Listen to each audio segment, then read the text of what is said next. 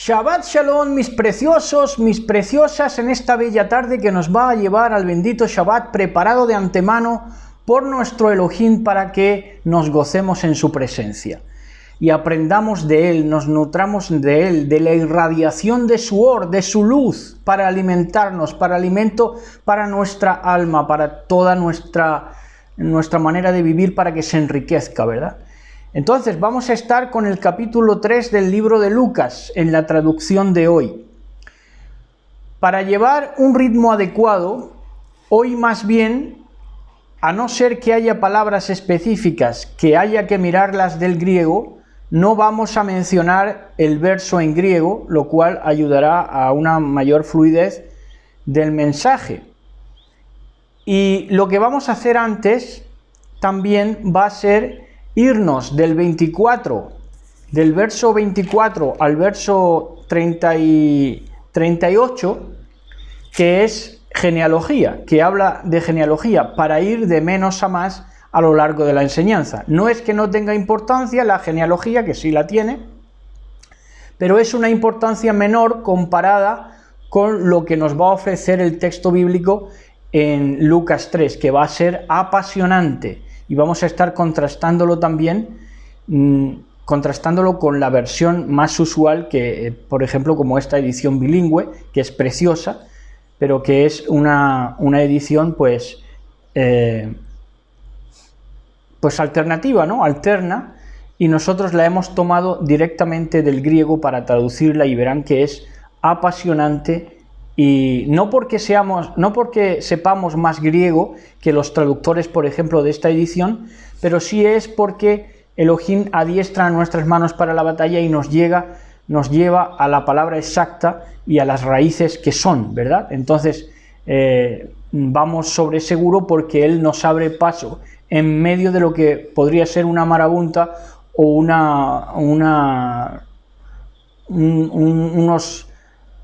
unas ramificaciones que no podríamos andar ni con machete, pero que Él nos abre paso, ¿verdad? Porque va delante de nosotros y así nos sentimos en su cobertura, bajo su liderazgo y cobertura. Entonces vamos a estar primero mencionando del 24 al 38 de este Lucas 3 y luego vamos del 1 al 23. Entonces dice así, en la genealogía dice: Elí era hijo de Matat, Matat era hijo de Leví, Leví era hijo de Melquí, Melquí era hijo de Iana, Iana era hijo de José, José era hijo de Matatías, Matatías era hijo de Amós, Amós era hijo de Nahum, Nahum era hijo de Esli, Esli era hijo de Nagai, Nagai era hijo de Maat, Maat era hijo de Matatías, Matatías era hijo de Semei, Semei era hijo de Josec, Josec era hijo de Judá, Judá era hijo de Joana, Joana era hijo de Resa, Resa era hijo de Zorobabel, Zorobabel era hijo de Salatiel, Salatiel era hijo de Neri, Neri era hijo de Melqui, Melqui era hijo de Adi, Adi era hijo de Cosam, Cosam era hijo de Elmodam, Elmodam era hijo de Er era hijo de Josué, Josué era hijo de Eliezer, Eliezer era hijo de Jorim, Jorim era hijo de Matat, Matat era hijo de Leví, Leví era hijo de Simeón, Simeón era hijo de Judá, Judá era hijo de José, José era hijo de Jonán, Jonán era hijo de Eliakim. Eliakim era hijo de Melea, Melea era hijo de Mayán, Mayán era hijo de Matata, más bien. Matata era hijo de Natán, Natán era hijo de David, David era hijo de Isaí, Isaí era hijo de Obed, Obed era hijo de Booz, Booz era hijo de Salmón, Salmón era hijo de Nasón, Nasón era hijo de Aminadab, Aminadab era hijo de Admin, Admin era hijo de Arni, Arni era hijo de Hezrón, Hezrón era hijo de Fares, Fares era hijo de Judá, Judá era hijo de Jacob, Jacob era hijo de Isaac, Isaac era hijo de Abraham, Abraham era hijo de Taré, Taré era hijo de Nacor, Nacor era hijo de Serug, Serug era hijo de Reu, Reu era hijo de Peleg, Peleg era hijo de Geber, Geber era hijo de Sala, Sala era hijo de Cainán, Cainán era hijo de Arfaxad, Arfaxad era hijo de Sem, Sem era hijo de Noé, Noé era hijo de Lamec, Lamec era hijo de Matusalén, Matusalén era hijo de Enoc, Enoc era hijo de Yared, Yared era hijo de Mahalalel, Mehalalel era hijo de Cainán, Cainán era hijo de Enós, Enós era hijo de Set, Set era hijo de Adán, Adán era hijo de Elohim. Bueno, pues esto tiene su apasionamiento, es apasionante de estudiar también la genealogía y los nombres, pero es una importancia menor comparado a lo que vamos a desarrollar hoy. Entonces vamos allá ya a entrar al capítulo 3 en el verso 1. Dice, vamos a estar comparando las versiones, dice, bueno, esta no hace falta tampoco traducir mucho ni mirarla en otras versiones porque es puro dato histórico, pero sí queremos detallar en la exactitud de la historia, de los protagonistas de la historia, a fin de dejar un rastro fidedigno histórico. Entonces esto lo detallan, quién estaba a cargo, lo detalla el narrador para que no quepa duda. ¿Por qué? Porque el narrador sabía, en este caso Lucas, que iban a discutir la veracidad del texto, y como iban a discutirla, pues dice, qué mejor cosa que poner aquí los datos históricos de los gobernantes actuales. Y entonces por eso lo deja en la redacción del texto. Entonces dice, en el 15º año, fíjense qué detalles, porque hoy se duda hasta dónde está enterrado Cervantes o William Shakespeare, o si existió William Shakespeare, quién era, o si un autor es un autor, o un compendio de autores, no se sabe, ¿verdad? Y estamos hablando de 300 o 400 años atrás, imagínense. Historia que no convenga, o historia que quede descompensada con lo que va a ser la humanidad después, pues esa humanidad que viene después, que queda descompensada o en mal lugar por ese líder o por ese intelectual o por ese hombre que consiga cosas, pues para no verse deslucida esa humanidad que viene en la posteridad, pues lo que hacen es que le quieren borrar el rastro, ¿verdad? Y como de esto se apercibía, por supuesto, se han apercibido siempre los discípulos como seres inteligentes, seres con Torah, tenían instrucción, y entonces sabían que esto iba a llegar así. Por eso da datos tan exactos. Dice, en el 15º año de la hegemonía de Tiberio, siendo gobernador Poncio Pilato de Judea y siendo tetrarca de Galilea Herodes, mientras que su hermano Filipo gobernaba Iturea y Traconite y Lisanías gobernaban Albilinia. Todo esto es un dato histórico de primer nivel. Esto no es decir, no, conforme tuerces a la derecha. No, esto es un dato fidedigno, histórico, de todos los protagonistas de la época, de una generación entera, ¿verdad? En el verso 2 da más detalles. Ahora, va a hacer un detalle histórico, político y religioso, para que no quepa duda de que de la franja de tiempo que ocupa lo que va a narrar en el capítulo 3 de Lucas y en todo el libro de Lucas. Entonces, va a hacer un paralelo de los protagonistas históricos, políticos y también religiosos, y ahí les va. Dice, Anás era el sumo sacerdote, o Cohen Gadol, según se llamaba anteriormente en el hebraísmo. Sumo sacerdote era Anás, y Caifás el dominante. O sea que Anás era el títere de Caifás, porque Caifás era quien gobernaba en la sombra, todo ese Sanedrín, ¿entienden? Anás era una pieza del ajedrez de Caifás. Y vino la palabra de Elohim a Johanán, hijo de Zacarías, en su soledad, en la soledad donde estaba, y estaba profetizado que iba a vivir, iba a transcurrir su vida en soledad, hasta los tiempos designados. Dice, y él, Johanán, se refiere él a Johanán, fue a la región del Jordán, predicando un lavado para transformación de pecados y faltas. Empezó a predicar Johanán un lavado, una ablución o una tevilá, por eso es conocido como Johanán de la Tevilá, para transformación de pecados y faltas.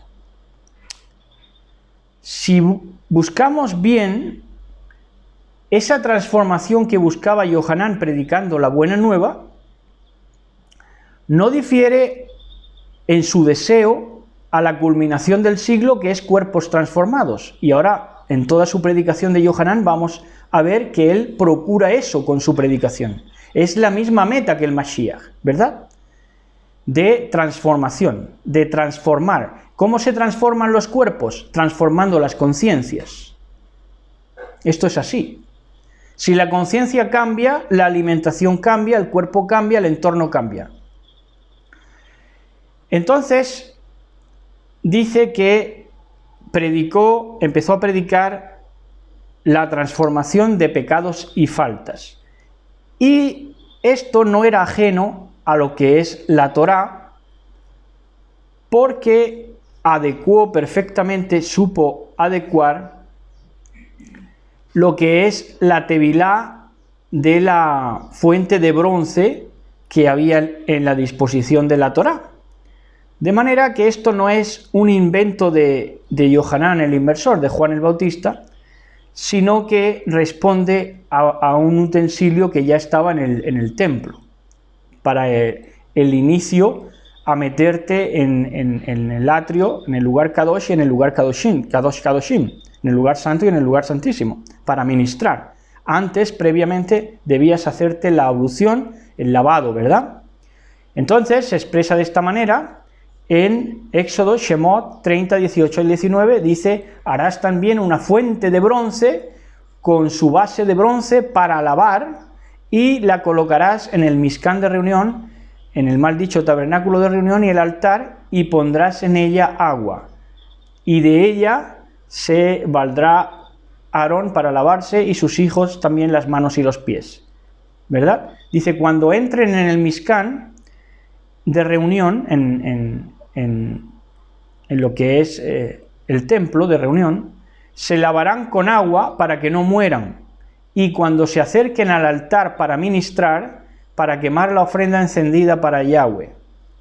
Entonces, todos los que querían ministrar tenían que someterse primero a un lavado. Bueno, pues este lavado de Yohanan ya no es un lavado meramente ceremonial, sino que quiere simbolizar ante los hombres una teshuvá, un arrepentimiento, para que ya se comience a ministrar en otro espíritu, en otra conciencia, ¿verdad? En una conciencia transformada, para transformación de pecados y faltas. Y sigue diciendo en el verso 4, dice, el narrador dice: como ha sido escrito en el libro de las palabras proféticas de Isaías. Entonces, lo que predicaba Yohanan el Inmersor, Juan el Bautista, era Torah y era profetas.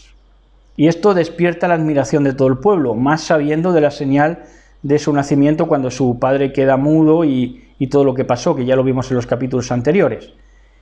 Entonces dice, como ha sido escrito en el libro de las palabras proféticas de Isaías, dice: la voz de un solitario socorriendo como amigo, preparando camino recto de acuerdo al Señor en una senda gastada. Esto es apasionante y hace referencia a Isaías 43.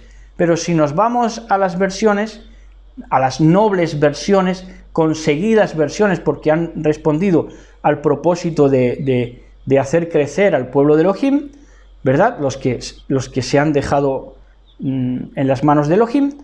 Entonces, en el verso 4 dice, en la versión al uso, dice,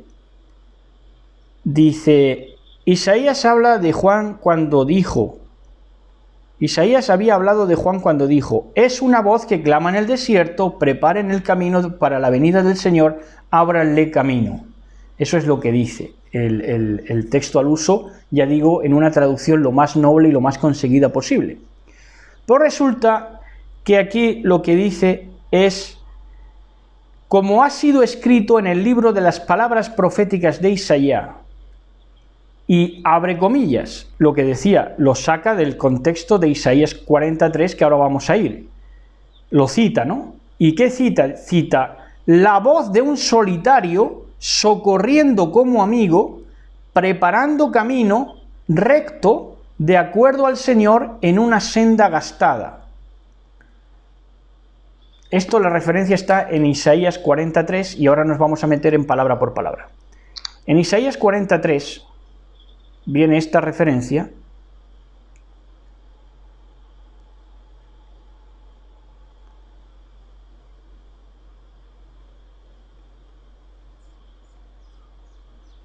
En el 43 del libro de Isaías, dice, voz que clama en el desierto. Voz que clama en el desierto implica que se hablaría a un solitario, porque el desierto es símbolo, manifestación de la soledad. Voz que clama en el desierto, preparad camino a Yahweh, enderezad calzada en la soledad a nuestro Elohim. Bueno, pues esto es lo que se citaba con exactitud. Dice, la voz de un solitario socorriendo. ¿Quién era el solitario? Yohanan el Inmersor, Juan el Bautista. La voz de un solitario socorriendo como amigo. Ahora, esta palabra, socorriendo, es del griego etoimasate. Etoimasate, cuando dice socorriendo como amigo, ese socorriendo es etoimasate. Y etoimasate viene de etairos, que es camarada. Camarada es un amigo. Entonces, dice en la versión socorriendo como amigo. Diría, eremos etairos, socorriendo como amigos. Socorriendo como amigo, Yohanan el Inmersor. Y sigue diciendo, la voz de un solitario socorriendo como amigo, preparando camino recto. Preparando camino recto de acuerdo al Señor en una senda gastada. Esto es precioso, espectacular. ¿Por qué? Porque en la palabra esta, gastada, viene la palabra griega tribous. Tribous. Tribous viene de tribos y tribos es senda gastada. Ahora, ¿por qué la senda estaba gastada? ¿Por qué la senda que quería enderezar o preparar un camino recto delante del Señor, de acuerdo con el Señor, por qué esa senda ya estaba gastada? Por la tradición babilónica. Por la tradición babilónica. Esa senda de la Torá ya estaba gastada. Se necesitaba que un camino recto de acuerdo al Señor, porque la senda estaba gastada, la senda de la Torá estaba gastada por la tradición babilónica. Y esto lo sabían propios y extraños, esto lo sabían los judíos, que habían gastado la senda. Habían gastado la senda, quiere decir que ya no le encontraban el vigor, la fuerza, el consuelo a la preciosa Torá, sino que les servía de fastidio, la contemplaban como fastidio, la vivían como fastidio y de una manera ritualista y supersticiosa, mirando más a Babilonia que a lo que Moshe dijo, a la tradición talmúdica que a lo que Moshe manifestó y escribió de parte de Elohim. Entonces, esa es la senda gastada, ¿verdad? Esa es la senda gastada. Por eso, en las versiones dice, preparad camino recto. Claro, el camino tenía que hacerse recto porque la senda estaba ya gastada. Todo es propósito de nuestro Elohim, por supuesto. Ahora, dice en el verso 5, cada valle... Y aquí también hace referencia a Isaías 44, el narrador sigue haciendo referencia a Isaías 44, que dice, el narrador de Lucas dice así, dice, cada valle será colmado y cada montaña humillada hasta ser lamida, y de torcida se convertirá en recta, y de áspera cambiará a suave.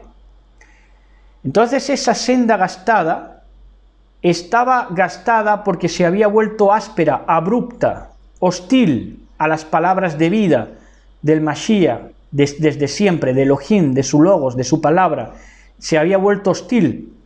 Entonces, aquí toma como metáfora la montaña como oposición, ¿verdad? Por eso dice luego en otro pasaje el Mashiach, dice, si tuvierais fe como un grano de mostaza, le diríais a esa montaña, a ese obstáculo, échate al mar, ¿verdad? Entonces, la montaña aquí denota obstáculos, ¿verdad? Adversidades. Bueno, pues esas adversidades, cuando llegase el tiempo de que la senda fuera ya recta, encaminada a la manifestación de la salvación, sucedería de esa manera. Primero en el ámbito espiritual, pero luego también en el ámbito físico. Porque las montañas, y esto los geólogos lo saben, dicen algunos geólogos que las montañas antes, en lugar de estar como montículos arriba, estaban como montículos por debajo. Entonces nos habla de que cuando la tierra sea reacomodada, esto lo que hace el Mashiach, lo que hace Yohanan el Inmersor preparando la senda recta, es también una reacomodación para hacer habitable, para hacer atmosféricamente sostenible la vida del Mashiach con su pueblo.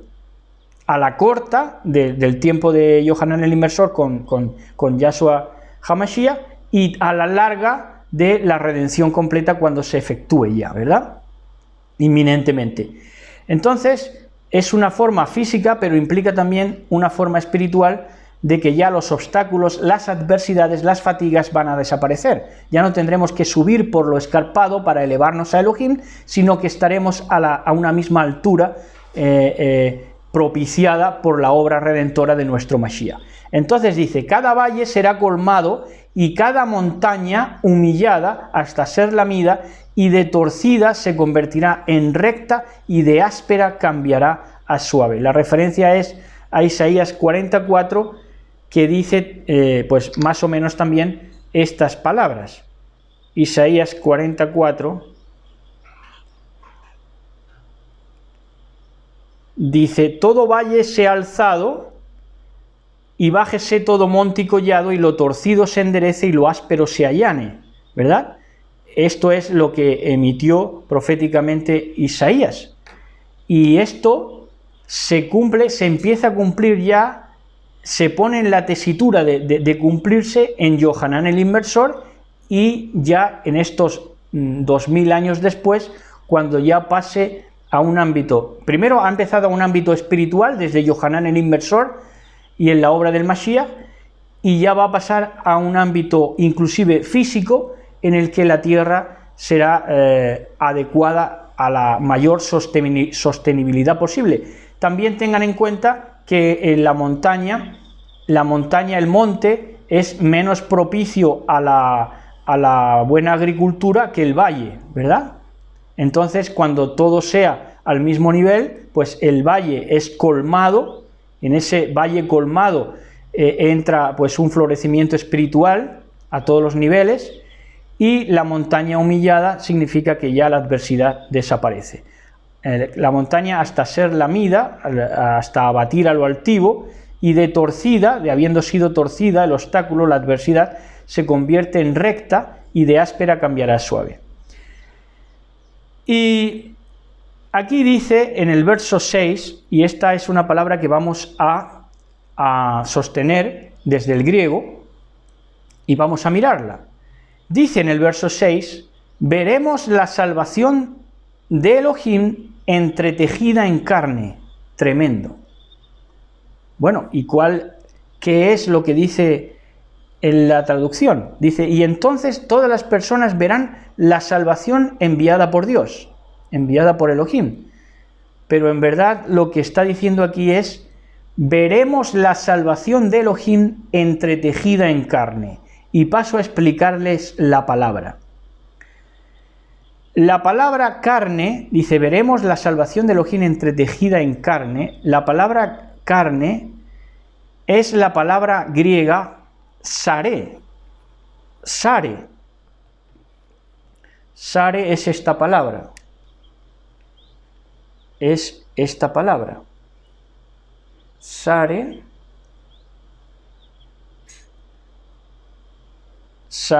es esta palabra.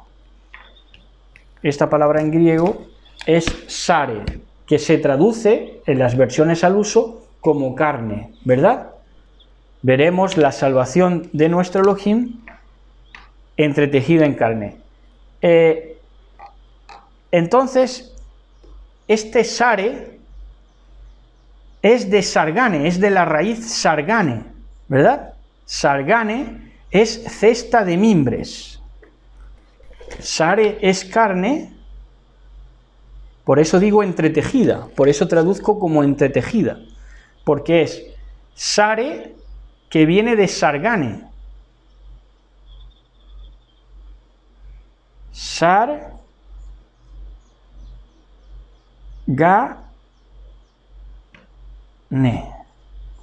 que es cesta de mimbres.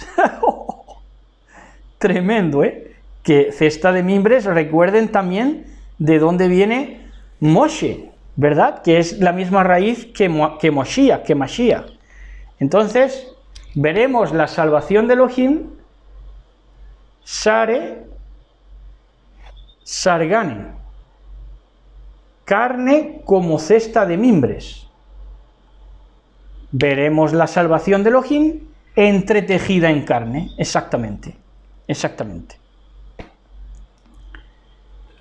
Entonces, en el verso 7 dice, veremos la salvación entretejida en carne. Y la salvación es tosoterión. O sea, lo que está diciendo es, veremos la salvación de Elohim entretejida en carne. Verso 7. Él dijo, cuando dice él dijo, abrimos comillas, que lo que va a decir, lo va a decir Yohanan el Inmersor, ¿verdad? Juan el Bautista. Les dice, fíjense esto porque esto es impagable, esto es precioso, dice, y profético para el día de hoy, dice, ¿en qué momento fracasaron como turba multitudinaria, viniendo a sumergirse, descendencia hostil de serpientes, con la intención de escapar de la cólera? ¡Oh! Tremendo. Y la versión al uso dice en el verso 7, dice, cuando las multitudes acudieron a Juan para que los bautizara, les dijo, camada de víboras, ¿quién les advirtió que huyeran de la ira que se acerca? Dice, en verdad, ¿en qué momento fracasaron como turba multitudinaria, viniendo a sumergirse, descendencia hostil de serpientes, con la intención de escapar de la cólera? Los tenía calados. Y como los tenía calados a todos esos fariseos, por eso luego los fariseos van a decir, bueno, ¿y qué vamos a hacer? Si es que nos hemos pasado 3 pueblos. Hemos tomado en nada a la Torá y la hemos cambiado por tradición babilónica. ¿Qué haremos?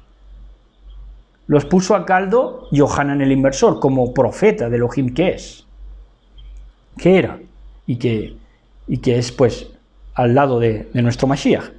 Que va a estar al lado de nuestro Mashiach, ¿verdad? Entonces dice en el verso 8.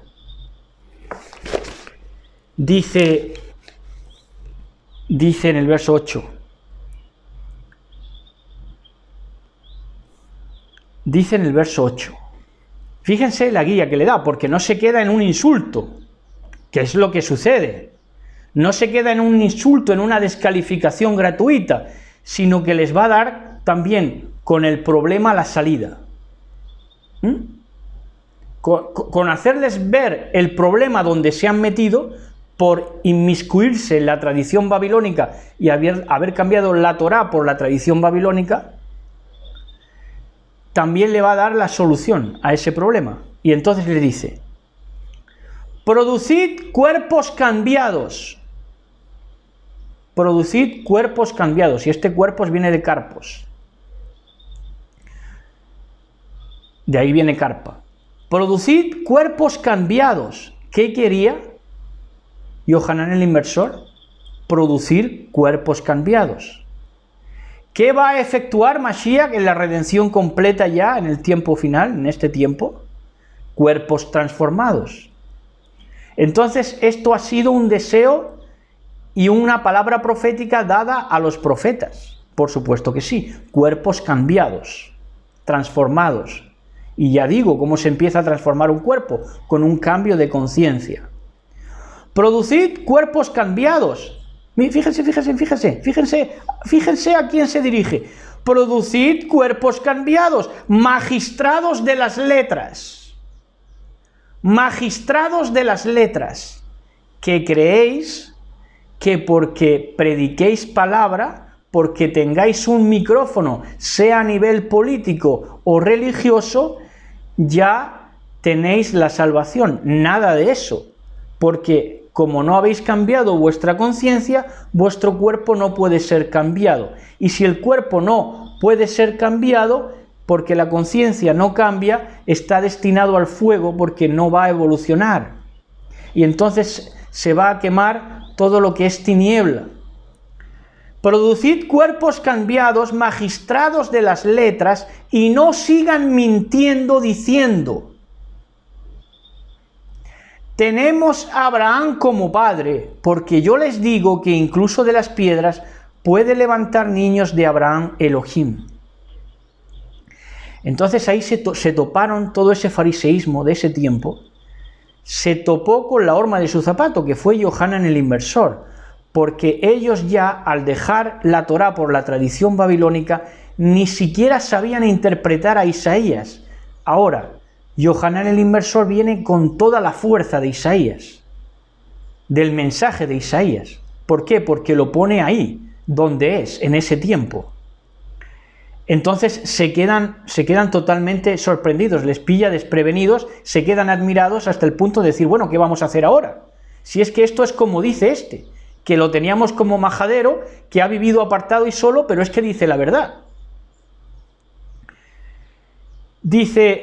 Sigue diciendo, fíjense lo que profetiza todo el ministerio de Yohanan el Inversor. Cuando Mashiach dice que no hay otro nacido de mujer como Yohanan el Inversor, oigan, es que Yohanan se ha sabido situar proféticamente, ha sabido denostar toda la tradición babilónica, cosa que no han sido capaces de hacer los ministerios, los rabinos de su tiempo, y encima ha sabido llevar a la actualidad al profeta Isaías, que es el que más habla del Mashiach en el Tanaj. Entonces dice: la recompensa de ustedes, y esto parecería que está hablando ya para finalizar, ya como finiquito, de las raíces hebreas actuales, porque dice de esta manera, tomen atención: la recompensa de ustedes será una raíz establecida de mentiras en un árbol hermoso, cortado y empujado para el fuego.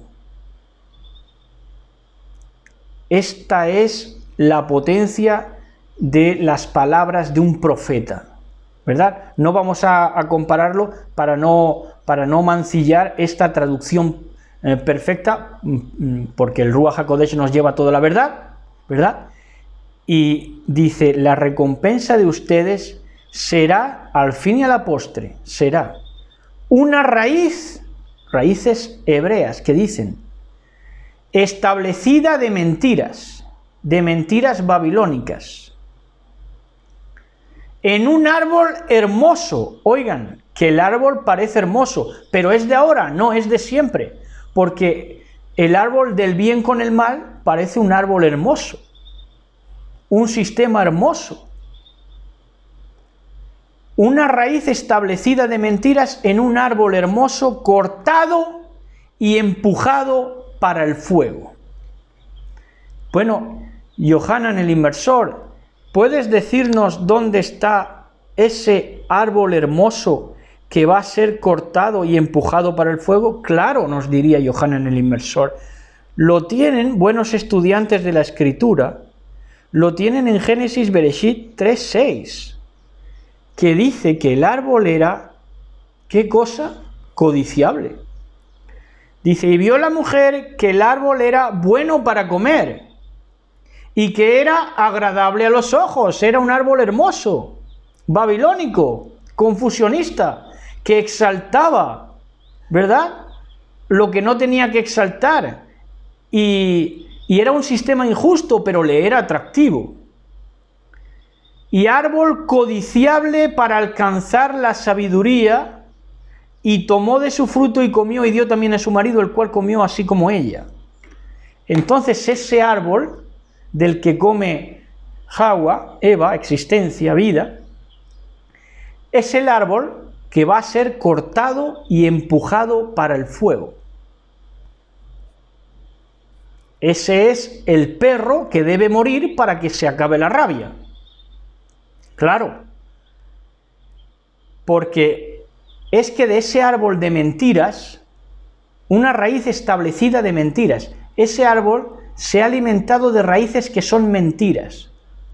Desde todo, desde la política, la religión, a las raíces hebreas. Todo mentira. Y el árbol exteriormente parecía hermoso. Bueno, pues ese árbol de la vida, de la ciencia del bien y del mal, del yin y el yang, ¿para qué está destinado? Para ser cortado y empujado al fuego. Para ser cortado y empujado para el fuego.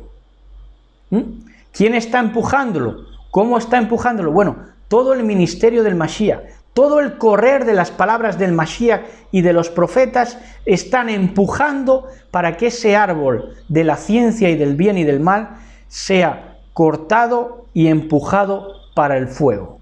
Porque nos ha servido todo lo que tenía que servir. Hemos comido ya de ese árbol todo lo que teníamos que comer. La senda se ha gastado. ¿Verdad? Verso 10. Dice, ahora sí, ahora ven cómo se sienten esas multitudes, esa turba. Turba en todos los sentidos, porque son turbios, son sincréticos, mezclados, híbridos. Ahora que está tan de moda en este tiempo, la hibridez. Dice, y sintiéndose acosadas las multitudes por su demanda, por la demanda de Yohanan el Inmersor, las multitudes se decían, entonces, ¿qué vamos a hacer? Nos ha descubierto este tipejo. Nos ha descubierto. Todo lo que tenemos son mentiras. ¿Y cómo era la manera de que este profeta Yohanan el Inmersor pudiera tener tanta certidumbre y tanto éxito también, incluso ante los más obstinados de corazón? ¿Por qué? Porque procedía de esta manera. Les voy a decir cómo. Verso 11.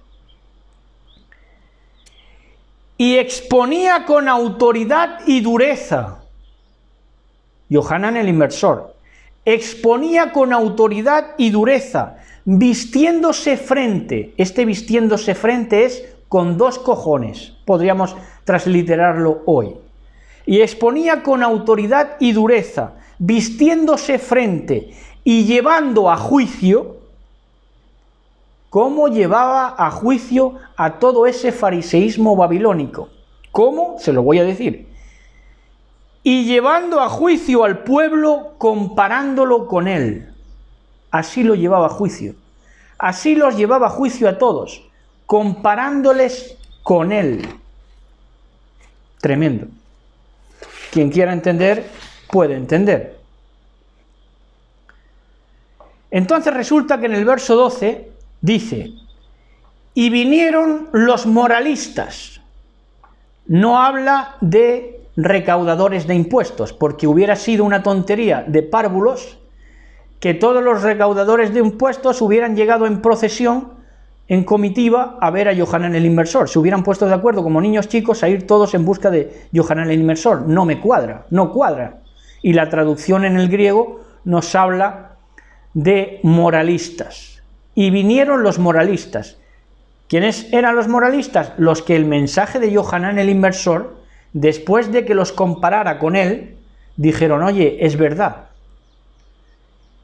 Y entonces a esos moralistas, que ya empezaron a compararse con Yohanan el Inmersor, y por ende comparar sus vidas y todo lo que las mentiras que habían sacado a luz con la preciosa Torá, entonces ya empezaron a adquirir un peso, una moral. Y vinieron los moralistas a la impartición de su enseñanza preguntando, ¿qué haremos? Y esta palabra para moralistas y no recaudadores es del griego teleinai, y teleinai viene de teleios, y teleios viene de carácter moral crecido. Así que estos que se acercaron fueron teleios, fueron gentes de un carácter moral crecido. Vamos a ver la palabra.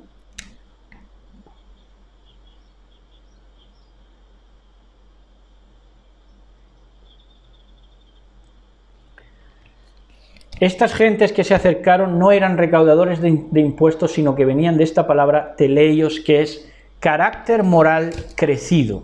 ¿Crecido por qué? Porque a esa semillita la hizo crecer comparándolos, confrontándolos Yohanan el Inversor. Entonces los que tenían una moral empezaron a crecer, ¿entienden? Así que dicen ellos, preguntan, ¿qué haremos? Estos preguntan, los otros a lo mejor preguntan qué haremos como diciendo, bueno, ¿en qué nos hemos metido? Pero estos preguntan en verdad porque quieren salir de la situación. Dicen, ¿qué haremos? Y entonces, ¿qué les dice Yohanan el Inversor? Y les dijo, algo muy sencillo, fíjense cómo hablamos los profetas, qué manera más sencilla. Y les dijo, por supuesto, dejen el fraude y la perversidad y vuélvanse a la dulzura y a la humildad. ¿Qué les dijo? ¿Qué les dijo? Vuélvanse a los rituales, pónganse equipá, pónganse, tzitzit, o zizot, o disfrácense, o pongan la Torá en un nicho, o pónganse de polvo y ceniza, o pónganse por los suelos. No, le dicen, y les dijo, de una manera muy sencilla, si es que es precioso la manera que Elohim tiene. Si la gente en lo que manifiesta, en lo que la gente expresa en las palabras, no hay diferencia. Las palabras tienen el mismo poder. Las palabras, quien es sencillo sigue siendo sencillo, y con la complicación de los tiempos y todo. Dice, y les dijo, por supuesto, dejen el fraude y la perversidad y vuélvanse a la dulzura y a la humildad. Y le sigue diciendo, esto es Torá, lo que le está impartiendo aquí es Torá, porque ellos ya sabían de la Torá ritualista, incluso de comer kosher, de comer limpio, de leyes, de abluciones, de protocolos, sabían mucho. Pero de estas palabras proféticas que también calzan a esta generación que busca estos valores, nos dice así, el Elías de su tiempo, el Eliyá, el Elohim es ya, Yohanan el Inversor, nos dice, para preparar la llegada del Mashiach, dice, y produzcan, dice, lo leemos todo, dice, y les dijo, por supuesto, dejen el fraude y la perversidad y vuélvanse a la dulzura y a la humildad, y produzcan orden como las estrellas. Y produzcan orden como las estrellas, sin demorarse más, declarando cuanto hacen. Es decir, lo que hagan, díganlo, manifiéstenlo, no hagan cuentas truculentas, no barriobajen en sus sentimientos, no expónganlo todo, no hagan cosas por debajo de la manta. Qué fácil es, qué sencilla es la palabra de Elohim y qué admirable. Y produzcan orden como las estrellas, sin demorarse más, declarando cuanto hacen. Verso 15, les sigue aleccionando en una Torá que no han escuchado en su vida, porque todos los que les estaban predicando eran engañadores fraudulentos. Y este hombre apartado, solitario, que muchos tendrían por loco, les da la Torá de su vida, la instrucción de sus vidas, y les sigue diciendo, en espera de su reconciliación como pueblo. Entonces las palabras concretas, la Torá que da Yohanan el Inversor es, por supuesto, cuando le dicen ¿qué haremos?, les dice, por supuesto dejen el fraude y la perversidad y vuélvanse a la dulzura y a la humildad y produzcan orden como las estrellas sin demorarse más, declarando cuanto hacen, en espera de su reconciliación como pueblo. Precioso. Esto sí que es restauración de las raíces hebreas. Esto sí que es la restauración de Israel. Y el corazón de ellos pensaba si Johanán podía ser el Mashiach. Ahora, esto no era un asunto que se les ocurriera de la noche a la mañana, sino que ellos pensaron, bueno, si la Torá ha estado inerte durante 500 años, más de 500 años, Israel está de capa caída desde los hijos de Salomón, no ha habido profeta mayor que este. ¿Por qué? Porque nos ha integrado a este tiempo el transcurrir profético, es decir, nuestro desvío nos lo ha puesto en la cara. Entonces, esa es la labor del Mashiach. Claro, razonaron esto. Dijeron, bueno, nuestro desvío centenario, que dura ya centurias, nos lo ha puesto de manifiesto Johanán el Inmersor. Por eso se preguntaron, ¿será este el Mashiach? Y entonces, dice así el verso 16, y sentenció diciendo a todos Johanán. Fíjense, cuando le preguntan, cuando ya se entera de la comidilla de que estaban preguntándose si él era el Mashiach, le dice, yo de hecho sumerjo en agua, pero el que viene de mi mismo espíritu, en otras traducciones es el que viene después de mí, no, es yo de hecho sumerjo en agua, pero el que viene de mi mismo ruaj, de mi mismo espíritu, es incomparable y absoluto y seguro en su rescate. Yo soy quien le lleva las sandalias, porque este es un hebraísmo de que el aprendiz del profeta le llevaba en el recorrido del camino del profeta unas sandalias de repuesto. Por lo tanto, Johanán el Inmersor se pronuncia como aprendiz de Yahshua HaMashiach. Yo soy quien le lleva las sandalias y él sumergirá en el espíritu del fuego del Santo. En el espíritu del fuego del Santo. Verso 17, sigue diciendo, identificando, porque la enseñanza de hoy, aquí vemos todo lo que está haciendo Johanán el Inmersor, todo su ministerio, y todo aquel que se mueva en el ruaj de Elías, tiene que ser un indicador. Ahora están de moda tantos indicadores económicos, estadísticos. Bueno, pues Johanán el Inmersor fue el indicador del Mashiach, de la salvación completa. Dice, identificando, señalando, indicando al Mashiach, dice que es el primogénito en potencia del pacto. Fíjense, el antecedente. Dice, yo de hecho sumerjo en agua, pero el que viene de mi mismo espíritu es incomparable y absoluto y seguro en su rescate. Yo soy quien le lleva las sandalias y él sumergirá en el espíritu de fuego del Santo. Que es el primogénito en potencia del pacto. Que es Yahshua HaMashiach el primogénito en potencia del pacto. Compuesto sin genes. ¿Cómo dice? Sí, como lo están oyendo. Dice compuesto sin genes, que reunirá las porciones para restaurar, y lo que no es hecho de sus manos será descubierto totalmente y ciertamente. Tremendo, tremendo, para gozarse todo este Shabbat. Dice, y a todo el pueblo, verso 18, y a todo el pueblo adoctrinaba en el buen mensaje. Fíjense qué mensaje. Pero un mensaje, oigan, sencillo. No es que dé reglas estrictas, restricciones, prohibiciones, palabras malhumoradas. No, está presentándolo con sencillez. Está indicando lo que es. Dice, y a todo el pueblo adoctrinaba en el buen mensaje. Verso 19. Por otra parte, Herodes el tetrarca se puso en evidencia, esto ya hablando ya fuera de la indicación que hace Johanán del Mashiach, Dice, por otra parte, Herodes el tetrarca se puso en evidencia en lo concerniente a Herodías su hermano, tomando a su esposa. Claro, se puso en evidencia, todo el pueblo lo sabía, lo que hace Yohanan el Inmersor es verbalizarlo. ¿Por qué? Porque tenía más sinceridad y estaba más lleno del Ruaj que toda su generación. Por eso lo dice. Su generación no tiene los bemoles para manifestárselo, pero Yohanan el Inmersor sí. Por eso se gana la admiración de propios y extraños. Dice, y claro, como lo sabía que había tomado a la mujer de su hermano, por esto llegó con violencia a encarcelar a Yohanan. Verso 21.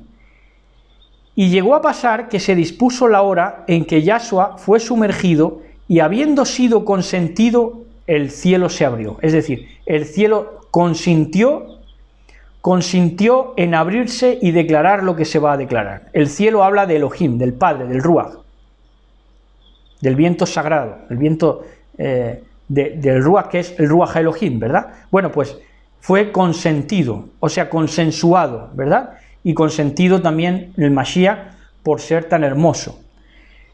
Dice el verso 22, dice, y descendió un viento sagrado sobre su apariencia. Oigan,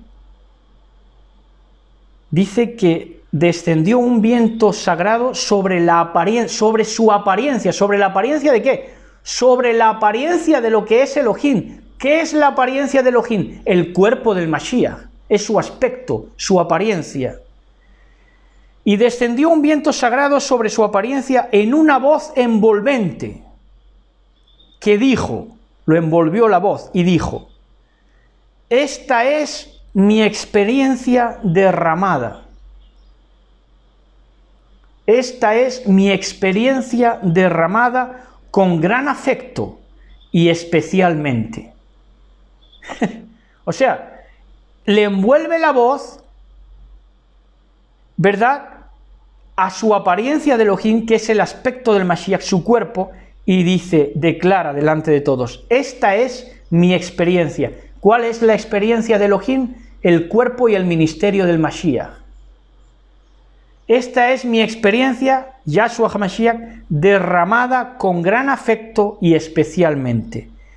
Y esta palabra experiencia se traduce, y derramada es gios, gios viene de agios, que es santo, derramada gios, y experiencia viene de ginomai, que es la palabra que aparece en el 22 es genestai, pero viene de la raíz ginomai, que es experiencia. Entonces te está diciendo, este cuerpo que yo voy a señalar y envolver con mi voz, como Elohim, como Ruach, como viento sagrado, esta es mi experiencia derramada para el mundo, con gran afecto y especialmente. Tremendo. Y ya para acabar, el verso 23, que dice, fíjense, aquí sigue diciendo, indicando, todos los profetas van a indicarte lo que es la desvelación del Mashiach, del Logos. Dice, y el mismo Yahshua era el comienzo. ¿Qué palabra utiliza aquí? La palabra comienzo de orsomenos, que viene de la raíz orsomai, orsomai, de orsomenos, que viene de orsormai, que es comienzo en ensayo. Te está diciendo, la voz envolvente. La voz envolvente, ahora quien habla es el narrador, pero el narrador sitúa lo que dice el Ruach, lo que dice el Espíritu, que es quien hace hablar al profeta, al ministrador, al apóstol. Y dice, y el mismo Yahshua era el comienzo, claro.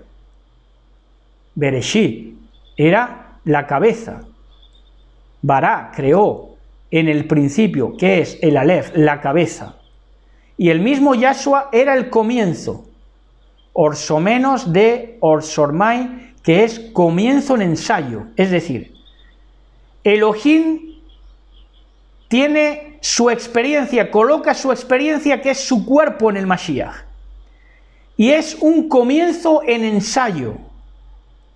un comienzo en ensayo. Por eso dice a continuación, es un comienzo en ensayo. No en ensayo en el sentido de que a ver cómo sale, sino en ensayo en cuanto a que es lo que va a principiar, lo que va a empezar la eternidad de justicia, de dicha, de felicidad en el reino eterno. Entonces dice, y el mismo Yahshua era el comienzo, y como si tuviera 30 años, y como, claro, porque era ¿qué? Era el comienzo, el Aleph, y lo que ha dicho antes, dice, esta es mi experiencia derramada, Yahshua HaMashiach, con gran afecto y especialmente. Dice entonces, y como si tuviera 30 años, y fuera hijo de Yosef de buena gana, como se suponía. Y Yosef era de Elí.